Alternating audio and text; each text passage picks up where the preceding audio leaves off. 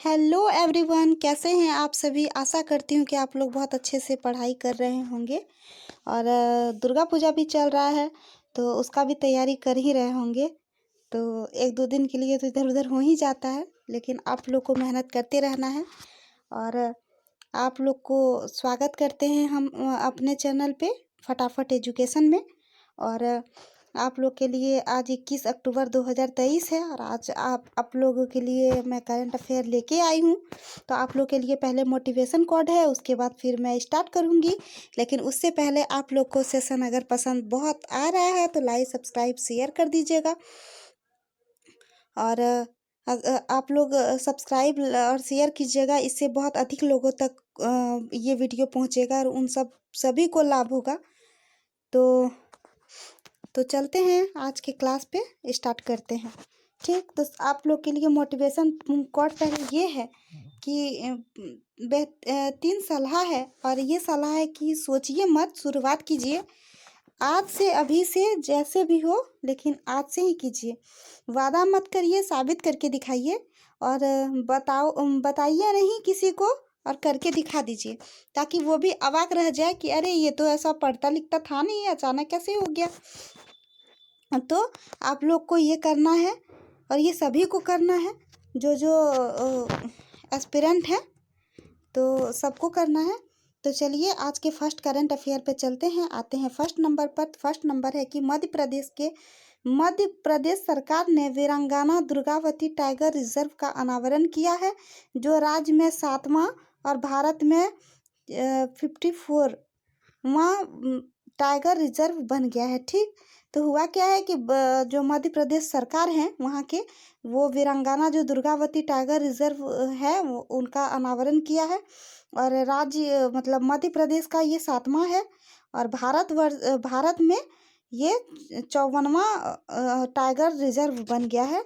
तो अब मध्य प्रदेश के की पॉइंट पे चलते हैं। मध्य प्रदेश का की पॉइंट ये है कि वहाँ के सीएम कौन है, जैसे कि आप लोग सबको ही जानते हैं, शिवराज सिंह चौहान।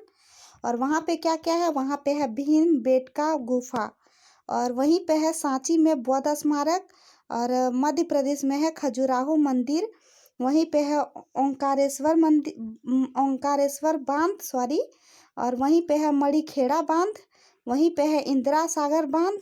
मध्य प्रदेश में पचमढ़ी बायोस्फीयर रिजर्व है और वहीं पे है गांधी सागर बांध। ठीक, तो ये सब आपको याद रखना है। फिर से बता देते हैं उसका की पॉइंट। वहाँ के सीएम है शिवराज सिंह चौहान और वहाँ पे है भीमबेटका, सांची में बौद्ध स्मारक, खजुराहो मंदिर, ओंकारेश्वर बांध, मणिखेड़ा बांध, इंदिरा सागर बांध, पचमढ़ी बायोस्फीयर रिजर्व और गांधी सागर बांध। ठीक, तो ये आपको याद रखना है।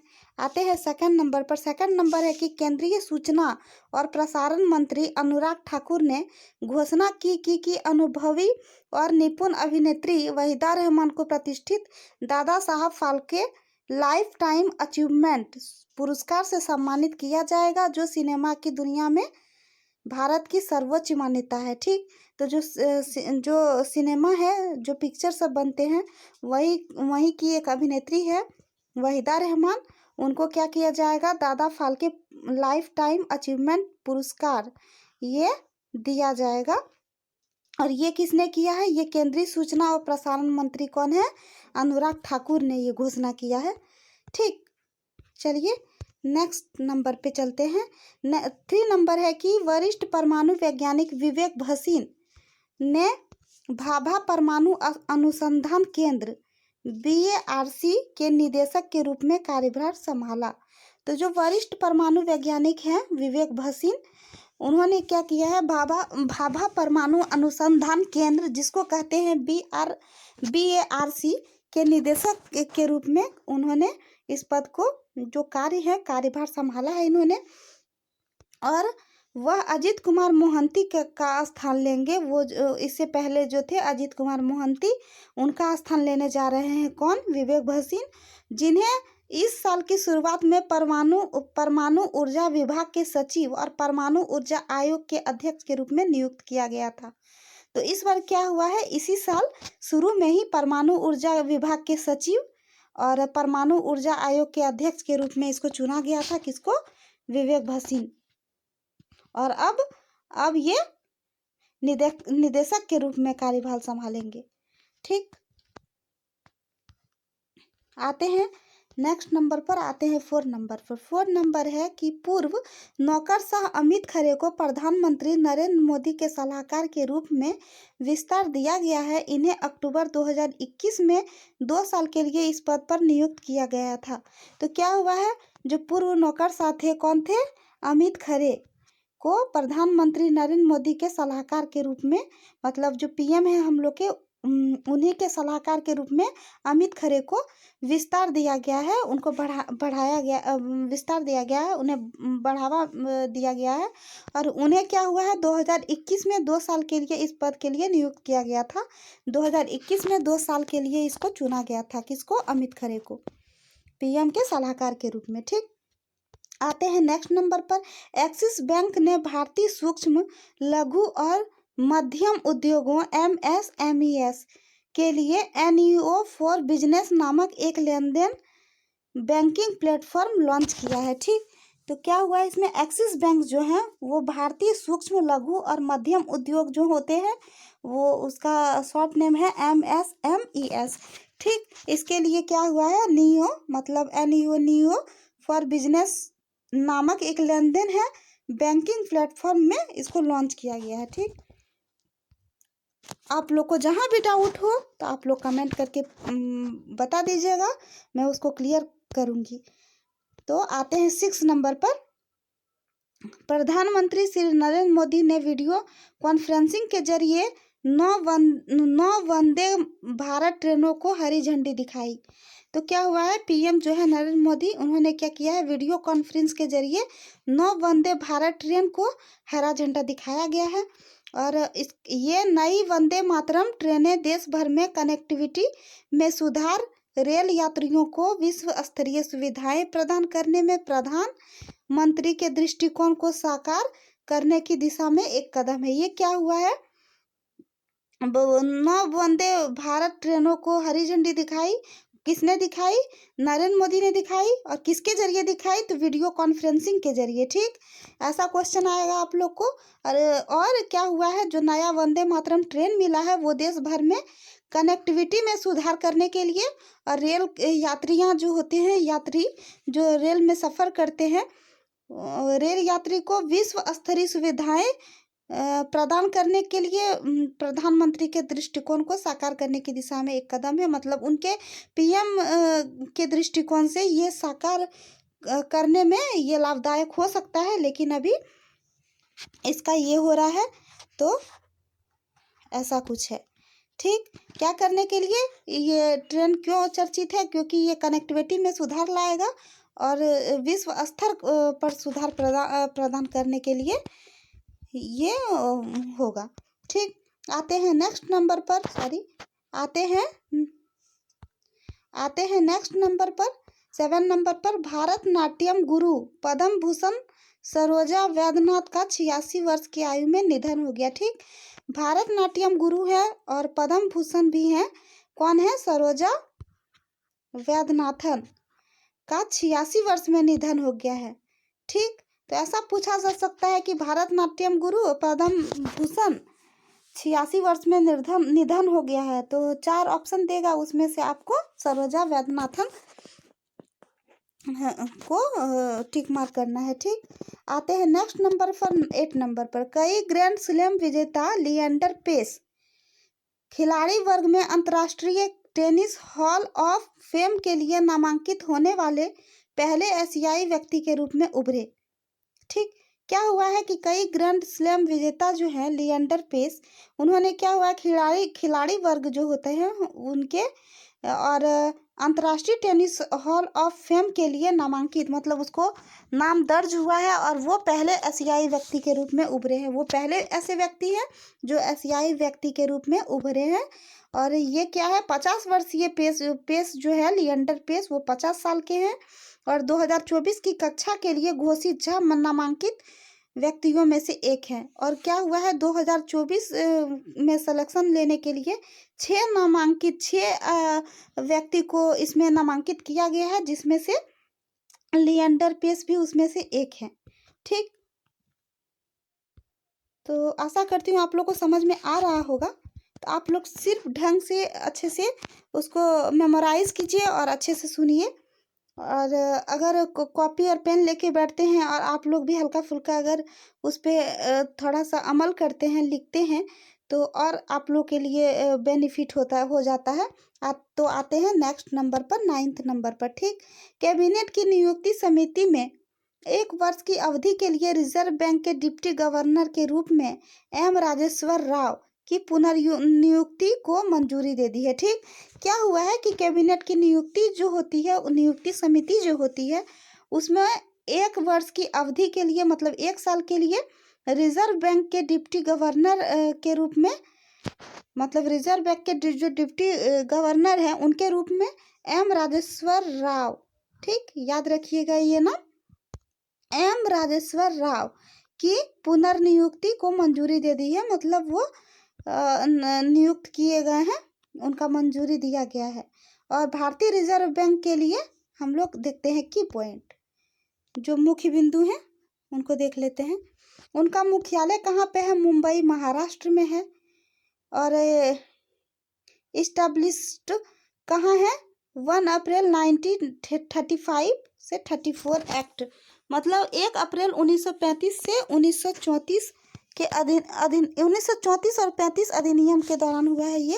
और ये हिल्टन यंग कमीशन हुआ है के द्वारा। और प्रथम गवर्नर कौन थे? सर ओसबोर्न स्मिथ प्रथम गवर्नर थे किसके? भारतीय रिजर्व बैंक के। और प्रथम भारतीय राज्यपाल थे चिंतामन द्वारकानाथ देशमुख। प्रथम भारतीय जो राज्यपाल थे वो कौन थे? चिंतामन द्वारकानाथ देशमुख।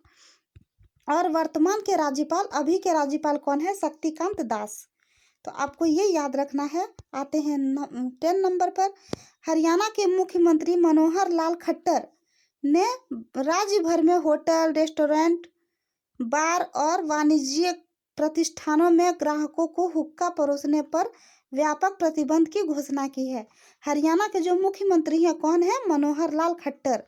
ये याद रखना है आपको। उन्होंने क्या किया है? पूरे हरियाणा भर में, पूरे राज्य भर में होटल हो, चाहे रेस्टोरेंट हो, चाहे बार हो, चाहे किसी भी वाणिज्य प्रतिष्ठान हो, उसमें क्या हुआ है? ग्राहकों को हुक्का परोसने, मतलब हुक्का परोसने पर उसमें व्यापक, मतलब बहुत अधिक रूप से प्रतिबंध लगाने की घोषणा की गई है। हरियाणा के की पॉइंट कुछ देखते हैं। हरियाणा गोरखपुर परमाणु ऊर्जा संयंत्र है वहाँ पे। सुल्तानपुर पक्षी अभ्यारण्य है हरियाणा में। सलीम अली पक्षी अभ्यारण्य है। कोलेरू पक्षी अभ्यारण्य है कहाँ? हरियाणा में ही। बड़खल झील, करोह चोटी है वहाँ पे। फांग डांस और सांग डांस दोनों होता है। छठी नृत्य और खोरिया नृत्य किया जाता है वहाँ पे। और धमाल डांस और डेफ डांस होता है हरियाणा में। ठीक, आते हैं नेक्स्ट नंबर पर। आते हैं 11 नंबर पर। 11 नंबर है कि केंद्रीय मंत्री हरदीप सिंह पुरी ने दिल्ली में भारत की पहली ग्रीन हाइड्रोजन फ्यूल सेल बस को हरी झंडी दिखाई है। तो क्या हुआ है? केंद्रीय मंत्री जो है हरदीप सिंह पुरी, और उन्होंने क्या किया है? दिल्ली में पहली बार ग्रीन हाइड्रोजन होते हैं, जो ग्रीन हाइड्रोजन फ्यूल सेल बस जो होते हैं, मतलब ग्रीन हाइड्रोजन फ्यूल सेल बस को हरा झंडा दे दिया है। और ये क्या किया है? यह परियोजना ईंधन सेल बसों को, मतलब यह जो परियोजना है ईंधन जो सेल करते हैं बस, ईंधन सेल वाले बस को संचालित करने के लिए, उसको संचालित करने के लिए 350 बार हरित हाइड्रोजन वितरित करने की भारत में पहली पहल है। मतलब 350 बार ये क्या हुआ है? हरित हाइड्रोजन वितरित, मतलब उसको बांटने के लिए। और भारत में ये पहली पहल है जो ऐसा किया गया है। आते हैं नेक्स्ट नंबर पर, 12 नंबर पर। केंद्रीय रेल मंत्रालय ने मृत्यु के मामले में आश्रितों को दे अनुग्रह राहत की राशि को 10 गुना तक संशोधित किया है। जो केंद्रीय रेल मंत्रालय है उन्होंने क्या किया है? मृत्यु के मामले में आश्रितों को दे अनुग्रह राहत की राशि को 10 गुना तक संशोधित किया है। जो मृत्यु के मामले हैं उसमें जो आश्रित सब हैं वो आश्रित को कुछ राशि के लिए 10 गुना तक संशोधित किया है, मतलब 10 गुना राशि संशोधित किया गया है उनके लिए। ठीक, किसके द्वारा? केंद्रीय रेल मंत्री हैं जो, उसके द्वारा। आते हैं 13 नंबर पर। 13 नंबर है कि भारत के हृदय छेदा अनूप अग्रवाल दिव्यकीर्ति सिंह और सुदीप्ति हजेला ने मिलकर चीन के हांगझो में एशियाई खेल 2023 में घुड़सवारी टीम ड्रेसेस में स्वर्ण पदक जीता। ये क्या हुआ है, भारत के जो हृदय छेदा हैं, अनूप अग्रवाल हैं, दिव्यकीर्ति सिंह हैं और सुदीप्ति हजेला, इन्होंने क्या किया है, ये चारों मिलकर चीन के हांगझो में एशियाई खेल 2023 में घुड़सवारी टीम थे और उसमें ड्रेसेस में स्वर्ण पदक जीता है चारों, ठीक, मिल के जीता है। और आते हैं नेक्स्ट नंबर पर, आते हैं 14 नंबर पर। 14 नंबर है, प्रधानमंत्री श्री नरेंद्र मोदी ने नई दिल्ली के विज्ञान भवन में अंतर्राष्ट्रीय वकील सम्मेलन 2023 का उद्घाटन किया।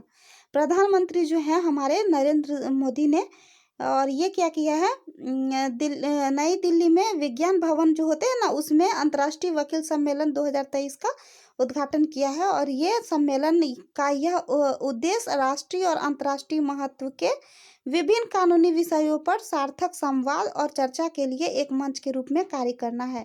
मतलब इसका उद्देश्य क्या है, राष्ट्रीय जो राष्ट्रीय हैं और जो अंतर्राष्ट्रीय हैं उसके महत्व में के अलग अलग जो कानूनी विषय होते हैं उस पर सार्थक संवाद और चर्चा के लिए ये मंच के रूप में कार्य, मतलब ये कार्य करना है, मतलब कार्य करने का एक ये मंच बनाया गया है उसमें प्रधानमंत्री नरेंद्र मोदी के द्वारा। आते हैं 15 नंबर पर। उत्तर प्रदेश सरकार ने उत्तर प्रदेश में महिला बीट अधिकारियों को शक्ति दीदियों का नाम दिया है। उत्तर प्रदेश जो सरकार है, कौन है, आदित्यनाथ योगी, उन्होंने क्या किया है, उत्तर प्रदेश में महिला बीट अधिकारी को शक्ति दीदियों, ठीक, का नाम दिया है, शक्ति दीदियों, ठीक। और किस लिए दिया है, प्रदेश में महिलाओं की सुरक्षा, सम्मान और स्वावलंबन सुनिश्चित करने के लिए, मतलब महिला को सुरक्षा भी हो, सम्मान भी हो, स्वावलंबन और हमेशा के लिए बना रहे, सुनिश्चित करने के लिए शारदीय नवरात्रि से मिशन शक्ति अभियान का नया चरण शुरू होगा। जो शारदीय नवरात्रि चल रहे हैं और मिशन शक्ति अभियान का नया चरण शुरू होगा। कौन शक्ति, मिशन शक्ति अभियान, याद रखिएगा आप लोग। उत्तर प्रदेश के की पॉइंट जानते हैं, वहाँ के राज्यपाल हैं श्रीमती आनंदीबेन पटेल और वहाँ के कौन है, वहाँ के मुख्यमंत्री हैं योगी आदित्यनाथ। और वहीं पे है चंद्रप्रभा वन्य जीव अभयारण्य, वहीं पे है दुधवा राष्ट्रीय उद्यान, वहीं पे है राष्ट्रीय चंबल अभयारण्य, वहीं पे है गोविंद वल्लभ पंत सागर झील और उत्तर प्रदेश में ही है काशी विश्वनाथ मंदिर, ठीक। तो यहीं तक का था आज का करंट अफेयर। आज का क्लास यहीं पे आप ख़त्म करते हैं और लेते हैं विदा आप सबसे। लेकिन इससे पहले आप लोग को अगर सेशन पसंद आ रहा है तो बहुत सारा आप लोग शेयर कीजिए, बहुत सारा आप लोग सब्सक्राइब कीजिए, बहुत सारा आप लोग लाइक कीजिए, ताकि ये वीडियो बहुत लोगों तक पहुँचे और सभी को लाभ हो। और आप लोग के सपोर्ट से ही सब कुछ हो रहा है और आप लोग ऐसे ही सपोर्ट करते रहिए, ऐसे ही प्यार आप लोग का बना रहेगा। और लेते हैं विदा, मिलते हैं नेक्स्ट सेशन में। Thank you.